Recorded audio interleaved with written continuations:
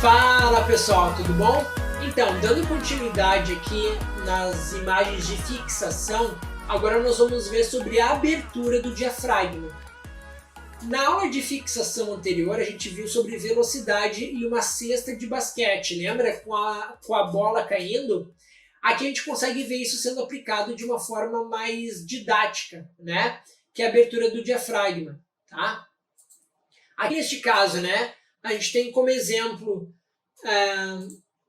essa foto aqui, né? Como eu baixei da internet para exemplificar o que a gente viu. Vocês conseguem ver que esse grão, sei lá o que é isso aqui, sei lá, um grão de... Sei lá o que é isso aqui, uma bijuteria, né? Bolinhas, essas bolinhas, tá?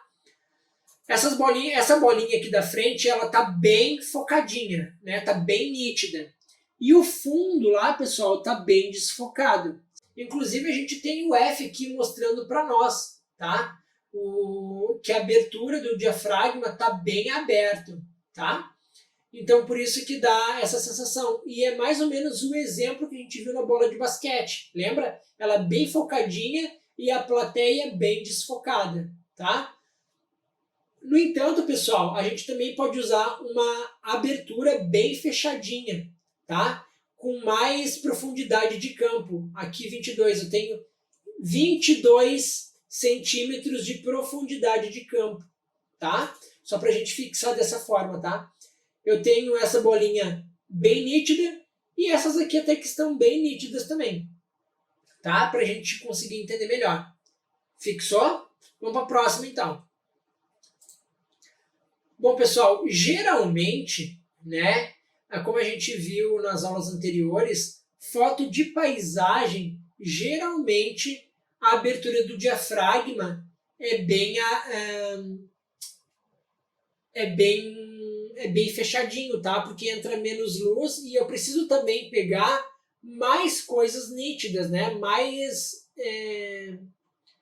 detalhes daquela imagem, certo? Porque de nada faz sentido a gente fotografar paisagem com o fundo todo desfocado, se o nosso objetivo é pegar paisagem.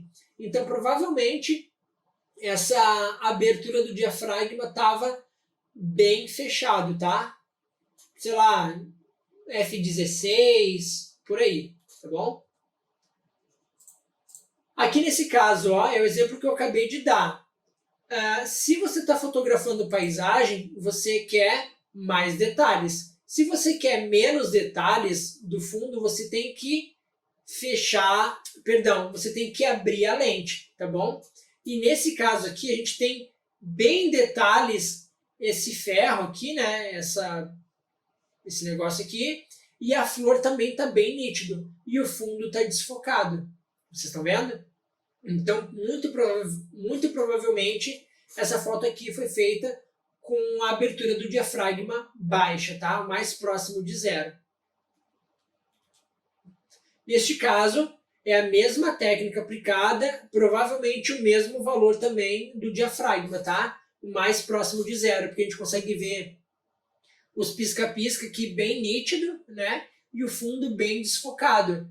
E vocês lembram que na aula teórica a gente consegue ver, por exemplo, que quanto mais aberta a minha lente for, mais eu tenho essa sensação de bokeh, né? Essas luminárias estreladas, né? Serve para isso. Novamente aqui, pessoal, né? Uma foto de paisagem. Vocês conseguem ver que a água não está cremosa, tá vendo? Mas depois a gente chega aqui. Primeiro, essa foto aqui provavelmente foi feita com a abertura do diafragma bem fechada para pegar bastante detalhes, tá? E como ela estava fechada, ela entrou menos luz, tá? Então ele teve que compensar nas outras duas variáveis, ou no ISO ou na velocidade. E aqui a gente consegue ver que a nossa água não está em movimento. Então provavelmente essa velocidade aqui, ela não foi lenta, tá? Mas também, obviamente, ela não foi rápida, porque senão a gente não teria uma foto. Talvez ele tenha compensado isso aqui no ISO, tá? mas não dá para ver muitos grãos nela. Mas isso vai depender também de imagem para imagem, tá? Mas a abertura do diafragma, nesse caso aqui, tá uma abertura mais fechadinha, tá bom? Mais distante do zero, tá? Aqui neste caso, né, a gente tem uma outra foto de paisagem, certo? E provavelmente a abertura tá mais fechadinha, mais distante do zero, F16, F22. As nossas nuvens, por exemplo, não estão com aspecto cremoso, então ela não estava lenta, tá? Ela estava numa velocidade razoável. Mas aqui, ó, como essa água está parada nessa parte, não ficou cremoso. Talvez na foto anterior foi isso que aconteceu. Como aqui não tem um laguinho, não tem muita cremosidade, então ele até poderia ter usado uma velocidade baixa, tá? Porque entrou menos luz. E aqui também, ó, como é uma água parada, não tem cremosidade. Mas onde tem as ondas, vocês conseguem ver que ela não está muito bem nítida. Então, muito provavelmente, ela teve uma velocidade relativamente baixa, tá? Para poder, como entrou menos luz, tem que compensar na velocidade ou no ISO, tá?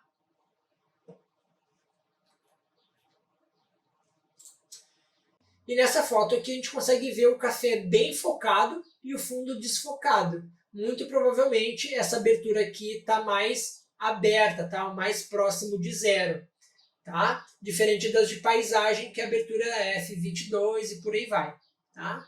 Mais distante de zero e mais próximo de zero, que neste caso aqui. A gente consegue ver aqui a madeira, ó, bem nítido, né? E aqui atrás, já logo no caso, bem desfocadinho já. Outra foto de paisagem, tá? Eu gosto muito de foto de paisagem porque dá para fixar bem o conteúdo em relação à abertura do diafragma, tá? Foto de paisagem, como eu já disse antes, e só para fixar mais ainda, geralmente a nossa abertura é mais fechadinha, tá bom? Para pegar coisas mais nítidas, tá? Aqui, ó, a gente consegue ver bem nítido, aqui a gente consegue ver bem nítido a madeira, tá vendo? As linhas bem fortes, ao contrário do café, tá vendo? Lente mais aberta, lente mais fechada, tá? Nesse caso aqui, fundo desfocado, lente aberta, né? E para pegar bem os detalhezinhos aqui, com F próximo de zero, tá? Em 1.4, 1.8, 2.0, 2.2, por aí vai, tá? Mesma lógica da foto anterior, fundo bem desfocado e bastante detalhes no assunto principal, tá? Provavelmente, né, o F mais próximo de zero possível aqui também. Essa imagem aqui eu achei muito interessante ela, porque como eu já falei para vocês, eu poderia abordar vários assuntos nessa foto aqui, como o close dela, né, a cabeça está cortada, a luz está dura, vocês estão vendo? Mas sem adiantar conteúdo, né, que vocês já devem ter visto, vocês vão ver posteriormente. Luz dura é muito bom para foto de passagem de tempo, para mostrar bastante as rugas, conta bastante a história, tá? Mas aqui tem a logo do fotógrafo, tá? Mantive, como eu já tinha dito antes. Então a gente consegue ver aqui bem nítido a testa dele, o nariz dele. Alguns pontos da barba dele está bem nítido também, tá vendo? A sobrancelha. E aqui logo atrás aqui está bem desfocado, tá vendo? E o fundo muito mais. Provavelmente essa fotografia aqui foi feita com F 1.4, 1.8. Ela até pode ser feita um tratamento na imagem, tá? No Photoshop ou no Snapseed, dá mais ainda esse efeito de desfoque, tá? Mas se foi feito apenas com a máquina normal, com uma lente bem cara, tá? Nesse caso aqui, a gente tem o mesmo exemplo das fotos anteriores, tá? Fundo bem desfocado e o assunto principal bem nítido, tá? Provavelmente a abertura mais próxima de zero possível, tá? Aqui, pessoal, ó, a gente tem foto de paisagem que é abertura bem fechadinha para pegar bastante detalhes, tá? O mais nítido possível. E como ele fechou muito a lente, né, entra menos luz, ele tem que compensar onde? na velocidade ou no ISO. Provavelmente ele utilizou o ISO aqui, tá? Perdão, provavelmente ele utilizou velocidade, por isso esse véu de noiva aqui, a técnica de véu de noiva. Vocês estão vendo? Massa, né? Geralmente, pessoal, só para reforçar a questão do ISO, que a gente vai ver na próxima aula, muitos fotógrafos não gostam muito de fotos granuladas, tá? Mas isso eu vou abordar melhor na aula sobre ISO, tá bom?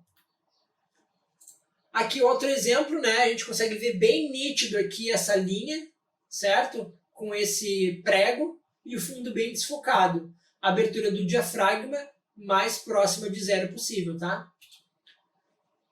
Neste caso aqui a câmera também, tá? Bem nítida e o fundo bem desfocado. Mais próxima de zero possível, tá? Isso faz com que eu tenha efeitos de bokeh, que nós vamos ver na aula de bokeh, tá? Aqui, pessoal, geralmente, o nome dessa técnica aqui se chama tilt shift, tá? Basicamente é fotografar uma cidade, né? Fotografia de rua, fotografia urbana, e dar um desfoque, tá? Bem forte, com a abertura bem aberta, tá? Para dar esse tom de como se fosse uma cidade de brinquedos. Vocês podem ver que os carros e o ônibus parecem de brinquedo.